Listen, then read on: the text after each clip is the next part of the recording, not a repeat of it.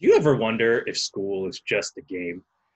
Are grades actually indicators of scholarly merit, learning, and achievement? Or are they just a scoreboard used to measure students' ability to follow directions?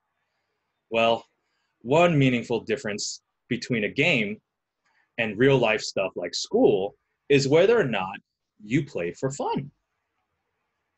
However, here we find a contradiction because school is hard when the stakes are too high. It can be too serious. And if it's whether or not you pass a course, can jeopardize your future prospects, such as finding a gainful employment. So how can that possibly be fun? At the same time, universities continue to instruct teachers on the value of what they're calling experiential learning, meaning that students learn by experience, doing things. Well, why might this be? I have a personal theory, and my theory is this. Experiential learning works because it's fun, and people learn better when they're having fun. So let's test out my theory. The final assignment for this course will be a game for fun. Okay, so let me put your fears at rest, okay? So that the game can be fun, you need to feel relaxed about it. So let me tell you with this game is an easy game to win. Very easy, but it requires more work to achieve a higher score. I believe that this will make the game more enjoyable for everyone, including myself. So let's play the game.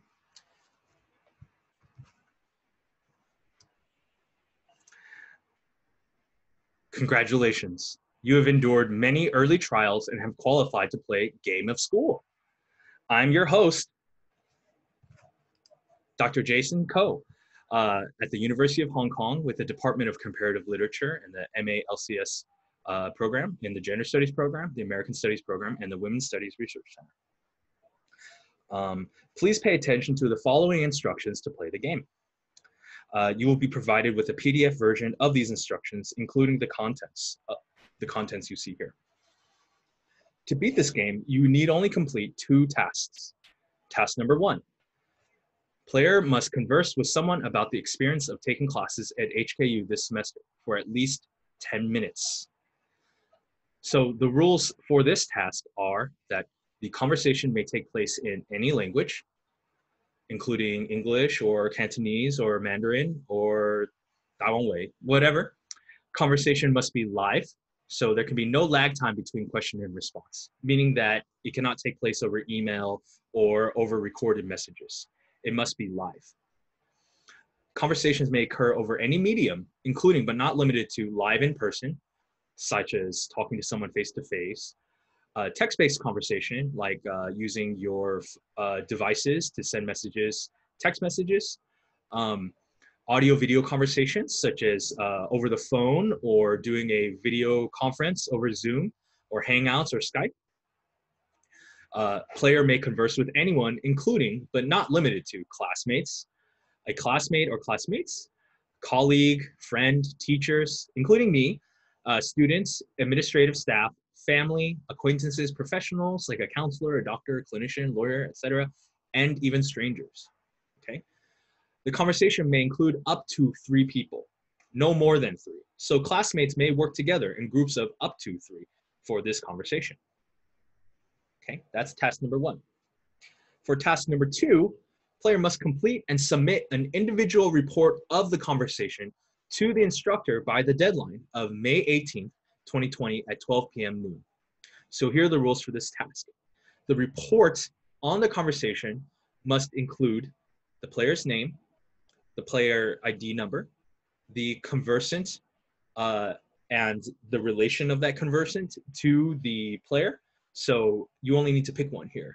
Just pick one: classmate, colleague, friend, family, teacher, staff, student, acquaintance, professional, stranger, etc. You do not need to please do not put the name of the person you spoke with, okay? Conversation format. Did you do it in person? Did you do it on text? Did you do it over the phone or as a video conference? Okay, and then the topic of the conversation. So 5 words or less. 5 words or less. So a conversation topic could be something like Asia on America's screens, or De-colonizing Gender, or online teaching, okay? For a list of suggested topics, you can fast forward to the end of this presentation, or you can look in the PDF version, okay? Player may submit report in the designated online discussion forum in Moodle, and this is preferable for me, your host. So you would just copy this, these 5 prompts, 1, 2, 3, 4, 5, and into the message, fill in the information, and that's it. And if you submit this report, you may submit this report at any time before the deadline, okay? So those are the 2 tasks. And if you complete those 2 tasks, you win. So that's the game outcome. All games have to have an outcome, okay? Whether or not the tasks are completed. So if both task 1 and task 2 are completed by the deadline, the player wins the game, okay? So easy game, right? Not so hard. So now, if you like to play for a higher score, keep watching and keep listening to the instructions. If you're not interested in trying to achieve a higher score, that's okay. You do not need to do any of these variations. So from here on out, it's optional. You have already won the game if you complete task 1 and task 2. Now, variation number 1.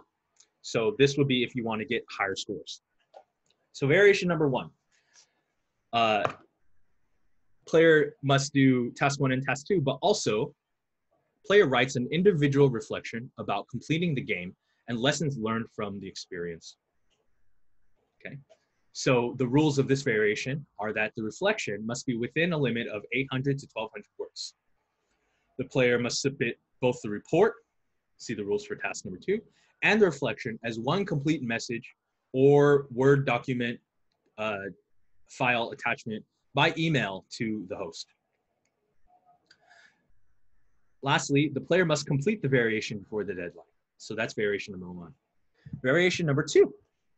Player writes either an individual reflection or an argumentative essay about the topic of the conversation. See the rules for task number 1. And these are the rules for variation number 2. The reflection or essay must be within a limit of 1,200 to 1,800 words. The reflection or essay must reference at least one citation from a scholarly source taken from course resources. These course resources and the citations for them are available on the syllabus as well as Moodle. Another rule for variation number 2, the player must submit both the report, see the rules for task number 2, and the reflection or essay as one complete body of written text or as a Word file document attachment by email to the host. And the player must complete this variation before the deadline. Variation number 3, the player writes an argumentative essay about the topic of the conversation. See the rules for task number 1. The essay must be within a word limit of 1,800 to 2,400 words. The essay must reference at least 3 citations from scholarly sources taken from course resources. Again, those course resources are available on Moodle. Player must submit both the report, see rules for task number 2, and the essay as one complete body of written text or as a .doc Word file document attachment by email to the host. Player must complete this variation before the deadline. Okay, so those are the three variations. So how are outcomes scored? Okay, how do you know what is the scores that you get? Okay, all right, so scoring. So if you complete all the tasks by the deadline, task 1 and 2, then you win the game. So winners, okay? Winners complete all tasks, okay? To win with a good score, you must complete all the tasks and variation 1 by the deadline. To win with an excellent score, you must complete all the tasks and variation 2 by the deadline. To win with an outstanding score, you must complete all tasks and variation 3 by the deadline. So what are the prizes? What are the results? Okay, so winners get a congratulations from the teacher for beating the game. So I will congratulate you. You get a congratulations from the host. If you win with a good score, your prize will be feedback from the teacher on your performance in the game. Okay. If you win with an excellent score, you will receive extensive written feedback from the teacher on your performance in the game, on your player performance, and tips for improving your future performance. Okay. Lastly, if you win with an outstanding score, you will receive audio-visual feedback, live or recorded, from the teacher on the player performance, tips for improving future performance, and also unlock additional secret contents. Okay. Now, only those who win with an outstanding score will get to see that additional content. Okay. All right. So that's the rules, the game, the rules, the tasks, the challenges, the variations, the rules, the scoring, and the results. Okay. So good luck. That's all you need to know. Okay. So good luck, and I hope that you can beat the game of school. So here are some additional resources for completing these tasks. Okay. So to help with your conversations, or if you choose to do any of the variations, you can watch any of the recorded video lectures available on these playlists on YouTube. Okay, so you can just click on these.